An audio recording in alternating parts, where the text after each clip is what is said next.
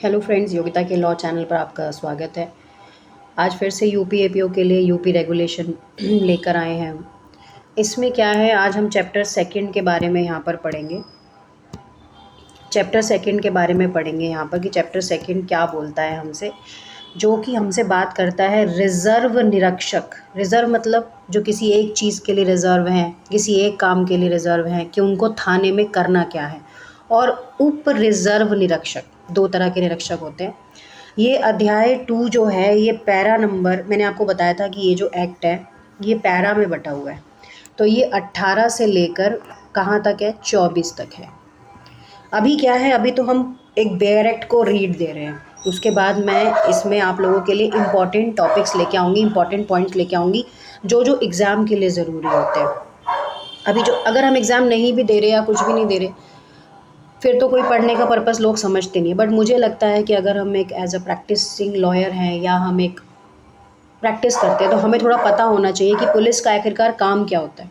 लेकिन यहाँ पर पेपर के पर्पस के लिए भी है और नॉलेज के पर्पस के लिए भी है।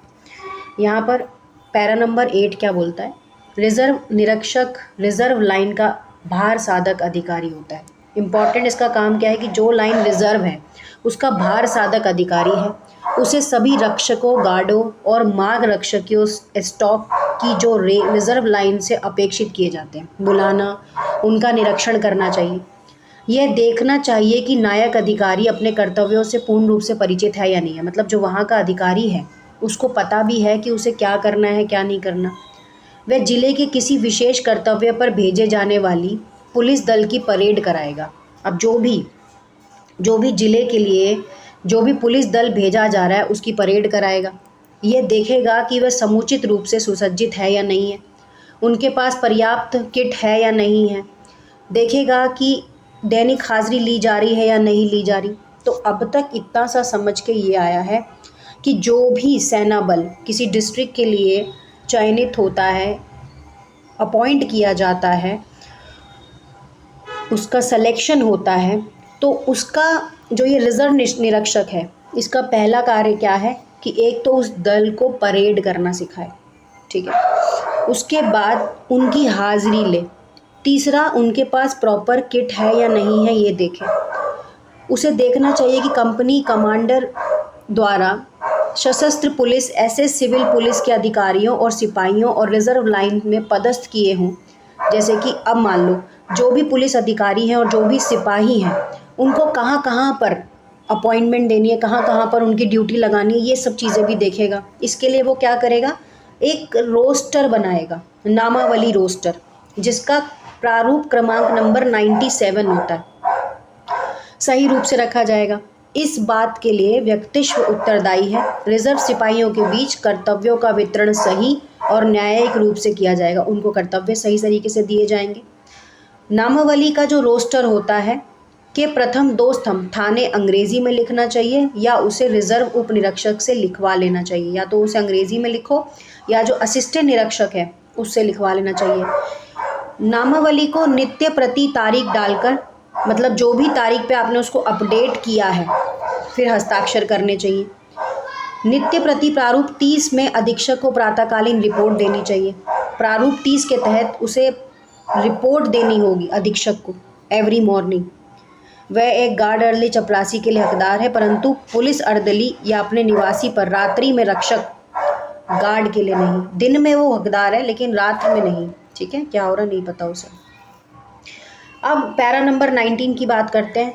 तो जो ये रिज़र्व के वस्त्रों, साज सज्जा, आयुधों, गोला बारूद, भंडार जो भी होते हैं उनकी सुरक्षा की जिम्मेदारी होती है और ये रजिस्टरों में इसकी मेंटेनेंस या इसकी एंट्री करने के लिए उत्तरदायी होते हैं।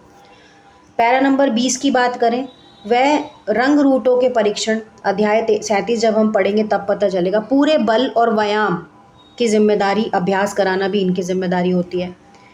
साप्ताहिक रूप से निरीक्षण करेंगे ये, साप्ताहिक मतलब 1 वीक में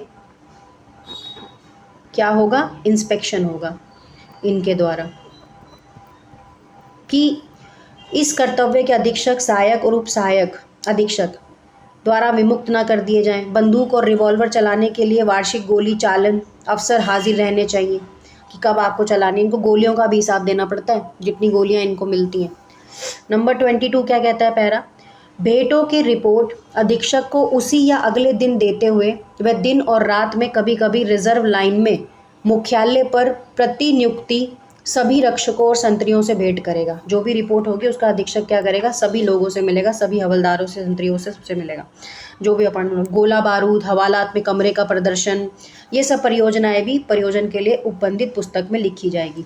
मृत्युदंड के निष्पादन में हाजिरी रहने वाले रक्षकों को आदेशित करना होगा। जो भी मृत्युदंड के निष्पादन, मतलब जिन व्यक्तियों को मृत्युदंड मिला है उनके निष्पादन के लिए वो रक्षकों को आदेशित करेगा। जब फालतू हो सके तो उसे कूच पर जा रहे यूरोपीय सैन्य दल के साथ जाना चाहिए। इनके बारे में अनुरक्षकों के नियम देखने होंगे क्या क्या है। पैरा नंबर 23 क्या बोलता है? उसे विशेष रेतिक अवसरों पर गारद और अनुरक्षकों को आदेशित करने के लिए नियोजित किया जाएगा। भय प्रभार के महत्व के प्रयोजन के कारण समझा जाएगा। और यहाँ पर जो चीज़ इम्पॉर्टेंट है वो ये है कि अधीक्षक को समनुदेशित करने के लिए समझा जाएगा। संभव हो सके कि मामले में यूरोपीय निरीक्षक नियोजित करना चाहिए, निवासियों के विरुद्ध कोई कार्यवाही की जानी हो या उसके विरुद्ध आदेशिका को तामील करना हो, तो वहाँ पर उसको एजेंसी को सूचना देनी पड़ेगी, जो यूरोपीय एजेंसी है, ताकि वो हर परिस्थिति में आकर, यहाँ पर उसका कोई अन्वेषण नहीं होगा, वो यूरोपियों से संबंध है, वो उनकी एम्बेसी देखेगी जो उनका काम है। अब रिजर्व बैंक की बात करें तो रिजर्व उप निरीक्षक को रिजर्व के प्रबंध में रिजर्व निरीक्षक द्वारा अपेक्षित कोई सहायता देना चाहिए या नहीं देना चाहिए, इसके ऊपर भी आने जाने के स्थानों की व्यवस्था, सड़कों पर गश्त करना, अधीक्षक रिजर्व निरीक्षक को अनुमति दे सकता है। वह रिजर्व उप निरीक्षक को उसके कर्तव्यों के बारे में कह सके, इसके बारे में जानकारी है। तो इतना हमें अभी तक पढ़ के यही समझ आया कि जो भी व्यवस्था है थाने से लेकर, थाने में जो आगे जाकर संतरी जाने हैं, या थाने में जो कांस्टेबल अपॉइंट होने हैं, या थाने में जो चौकीदार अपॉइंट होने हैं, गोला बारूद से लेकर, आयुधों से लेकर, गोलियों से लेकर, थाने में हथियारों का भंडारण से लेकर, वो सब जिम्मेदारी अभी तक इनकी समझ आई है। ठीक है जी। अब अध्याय 3 के ऊपर चलते हैं, जो हमसे बात करता है आपके किस रिगार्डिंग? लोक अभियोजक और उनके अधीनस्थ। ठीक है, अध्याय 3 की तरफ चलते हैं। इसमें क्या है, अब ये यहाँ पर आपसे किसकी बात करता है? ये आपसे एपीओ और एपीपी की बात, एपीपी और एपीओ की बात करता है। ठीक है, और उनके अधीनस्थ असिस्टेंट की बात करता है, नहीं एपीओ की बात करता है यहाँ पे। अब यहाँ पर पैरा कितना है? यहाँ पर आप देखेंगे 25, 26, 27 से लेकर अगर बात करी जाए तो यहाँ पर जो पैरा आ रहे हैं हमारे पास टोटल, तो सेक्शंस भी हैं 34, 35, 38, 39। तो यहाँ पर अगर बात करूँ तो टोटल 39 पैराग्राफ्स हैं। कितने हैं? 39। ठीक है जी, दिखा दिए हैं एक बार आपको, ताकि आपको भी पता चल सके कि क्या है। वैसे तो आप यहाँ पर है 25 से लेकर 39 तक ये पैरा है। क्या हम आज इसको इसी क्लास में पढ़ेंगे? नहीं, हम इस क्लास में नहीं पढ़ेंगे, हम पैरा वाइज ही चलेंगे, धीरे धीरे चलेंगे, क्योंकि छोटी क्लास होती है तो जल्दी समझ आ जाती है, ज़्यादा बड़ी क्लास लेने में कोई इंटरेस्टेड नहीं होता। इसको आप चलते चलते भी सुन सकते हैं, कान में लीड लगा के भी सुन सकते हैं, जैसा आपको ठीक लगे, लेकिन इसको सुनिए ज़रूर, ताकि इससे आपको पता चले कि कौन से पैरा में क्या बोला गया है। चैप्टर का नाम भी याद हो जाएगा आपको। अब इसका जो थर्ड जो चैप्टर है वो हम नेक्स्ट क्लास में कवर अप करेंगे। तो चैनल को लाइक ज़रूर करिएगा, सब्सक्राइब ज़रूर करिएगा। Thank you.